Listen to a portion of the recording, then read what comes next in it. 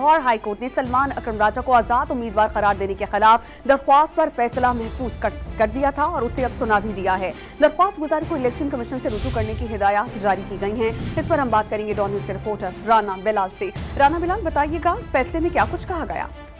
जी देखिए, सलमान अकरम राजा को आजाद उम्मीदवार करार देने के खिलाफ दरखास्त पर लाहौर हाईकोर्ट ने महफूज किया गया फैसला सुना दिया है। अदालत ने दरखास्त गुजार को इलेक्शन कमीशन से रजू करने की हिदायत की है और इलेक्शन कमीशन को ये हुक्म जारी किया है कि शिकायत को कानून के मुताबिक सुनकर जो है वो फैसला किया जाए।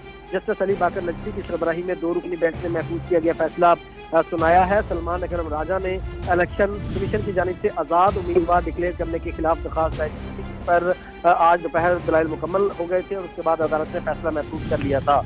इलेक्शन कमीशन के वकील ने इस दरखास्त की मुखालफत की थी और ये कहा था कि ये दरखास्त नाकाबिल समाअत है, जबकि दूसरी जानिब जो सलमान अकरम राजा के वकील है बैरिस्टर समीर खोसा, उनकी जानिब से ये इस्तदा की गई थी कि इलेक्शन कमीशन का ये अमल बदनीयती पर मबनी है।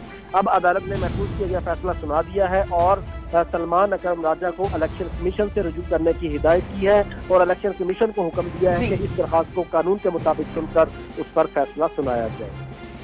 राना बिलाल, बहुत शुक्रिया आपका।